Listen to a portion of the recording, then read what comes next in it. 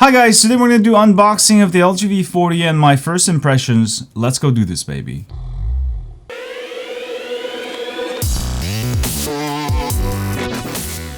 Hi guys, so I've got the LG V40 here. Let's go ahead and unbox it. Pretty exciting day.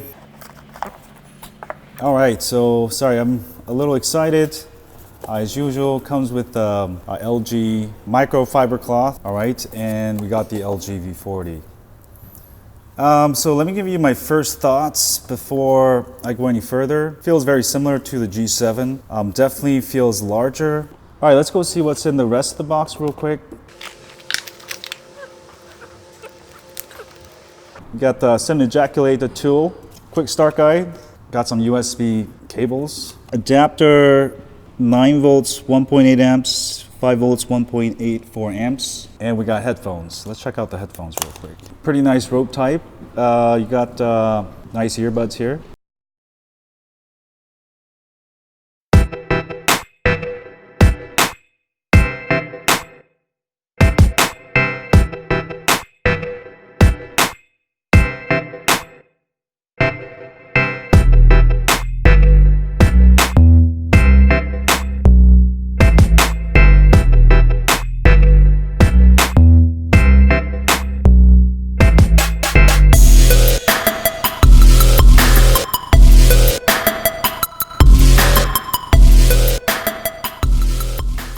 Alright, so let's go ahead and talk about the design.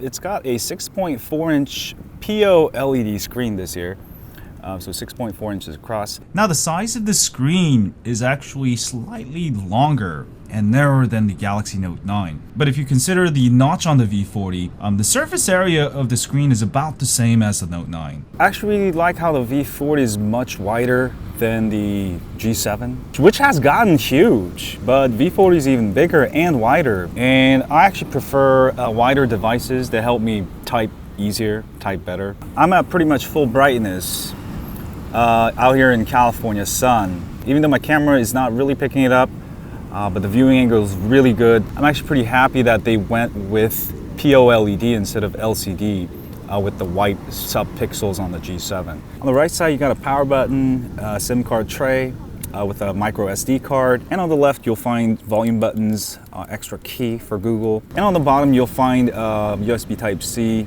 speaker ports, 3.5mm headphone jack, microphone, and on top you'll have another microphone. So the extra button will bring up Google Assistant, which is really nice. Something I really like over the Samsung series, where it'll bring up Bixby that I'd never use. All right, so coolest feature this year obviously is the 3 cameras on the back, featuring f1.5 with 1.4 microns. The sensor size itself is already 40% bigger than the G7. All right, f1.5 versus f1.6. And based on my camera comparisons, it definitely does a ton better in low light. The wide angle is still f1.9 super wide angle, and you get an additional f2.4 telephoto. So that's something missing, but it does not have OIS. But LG did include EIS, electronic image stabilizations, for all 3, which means you can use 4K with electronic stabilization on the regular telephoto and also wide angle. And in my extensive testing in the last few days with the video camera, I'm actually really amazed how well it stabilizes. Now for photos, telephoto does not have OIS, meaning in low light, you're not gonna get the best of performance. Sometimes photos come out blurry. But in daylight, having no OIS wasn't a big problem for me. Also on the front, you'll find 2 cameras, one normal 80 degrees, one wide angle 90 degrees, which is something I really wanted. And I'm really glad that LG went with the wide angle instead of putting 3D facial recognition, which a lot of companies have been doing. I feel like the wide angle is much useful as a user, whereas the 3D facial recognition I could completely live without. So I really like that they went with the wide angle there. As far as performance on this phone, everything is super duper zippy. Obviously Snapdragon 845 with 6 gigs of RAM. I don't think that's going to affect your games at all. I've had 0 issues with performance of this phone, which is really nice. But we can go ahead and actually try out the camera while we got this here. One of the beauties of this camera is I could do wide angle and I could do normal And let's say I want to get this shot without scaring this bird, I can go ahead and do that. And look at that, boom. I was able to get some really nice shots here. All right, so I find the three cameras awesome. Now there is also a new mode where you could do triple shot. Basically, with this mode, it'll take 3 different shots, one wide angle, one normal, and one telephoto. So with just one click, you're gonna be able to get 3 different shots. It's gonna save you time. That's really nice feature of this phone. And of course, with the G7, you only have 720p slow motion. But finally, LG has upgraded to a 240 frames per second 1080p. That can be used in both the wide angle and the normal, but not in the telephoto, I think. So let me go ahead and take a quick slow-mo of this. Come on, guys, fly.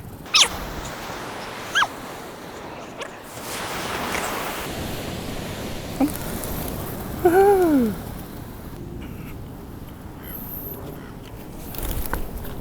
All right. Hey, come on. Damn it.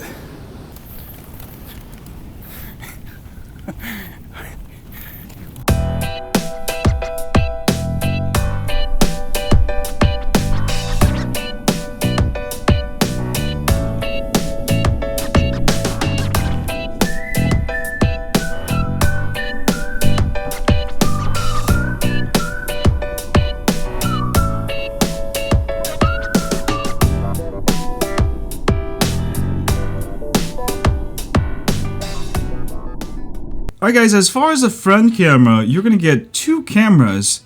This is going to be the regular 80-degree camera and slightly larger wide angle. I really like the wide angle, especially for doing video live streams. So that's going to be really great. I've always wanted a separate wide angle. And yeah, this may become my favorite live stream camera. Portrait mode also is improved. Now you can go ahead and adjust the blur because it's using the second camera now as a depth sensor. Let me go ahead and do a quick test. Alright, the live view isn't exactly exact. I'm taking a look at this photo. Pretty exact on. A lot better processing of the portrait versus the G7, in my opinion. And also, of course, you can go ahead and adjust the blur, which is really nice. So you can go ahead and get rid of the blur completely, maybe blur out a little bit, or just blur out completely. Alright, so portrait mode, definitely one of the best out there this year. Also, another surprise this year is that when you take videos, alright, it's got EIS for both back and front. While electric stabilization isn't really required for the front camera, but it does still have EIS for the front, which is, I think, a first for a smartphone. So whether you take in regular or slightly wider, you're going to be able to use EIS. Alright, I'll have extensive tests on this, but you do lose a little bit of the view, so if you turn it off, you get much wider angle, as you can see here. Alright, for both regular and telephoto. Now, of course, there is CineShot for both back and front, which allows you to basically make an animated photo. Alright, and you can go ahead and use it for the front. Let me go ahead and demonstrate with the front camera. This is kind of fun, actually, with the front camera. So I'm gonna go ahead and, I'm gonna just go ahead and move my eyes. So it'll stabilize a video, and you can go ahead and paint over the spots. Alright, if you want to try it again, you want to get it a little bit more exact.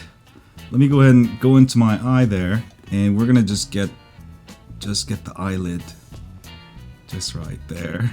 Alright, let me go ahead and hit save. And you can get some really fun selfies out here. Yeah, look at that.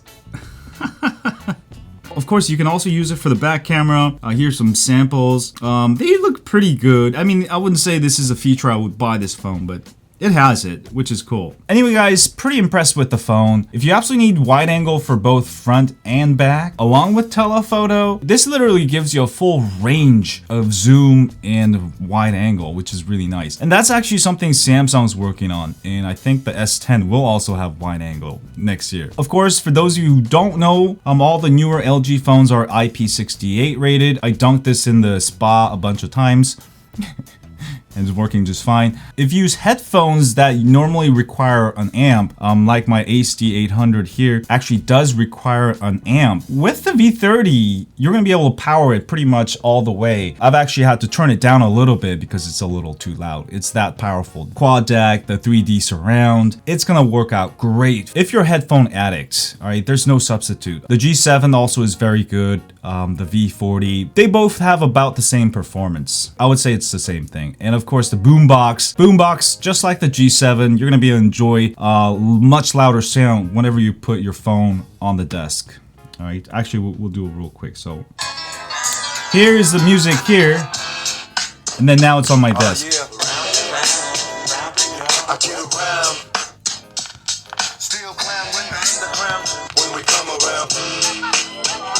You can really feel that extra bass. So that's not a new feature, but the V40 has it. A lot of the good features from the G7 has been carried over the V40. But of course, the biggest difference between these two really are the better cameras. Extra telephoto camera, EIS enabled for all cameras in 4K and front camera. That's something that G7 doesn't have. Of course, also the larger screen, which I really like. I like the G7, and LG made the screen super huge, but they went even wider and bigger with the V40. Now, is this the best phone out there? I wouldn't say so. All right.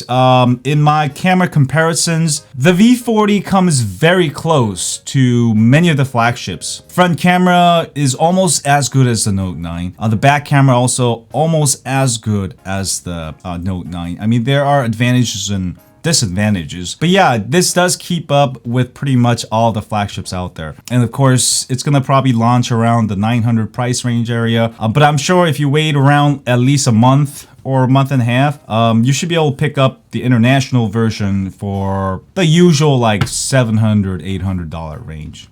Right?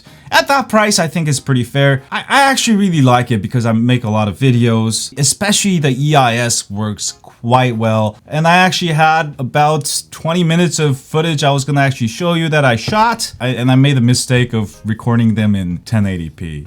So I'm going to have to redo that this week. So I'll have that coming. Also, I'll have some, I've did a bunch of camera comparisons against the Note 9, the Pixel 2, yada, yada, yada. So I'll have some videos up on that soon. Also, I got some little videos I'm going to upload on my other channel at High on Android, so check those out. I'll try to put those in the description below. Hit the thumbs up, subscribe if you want to see the full review of this, and as always, stay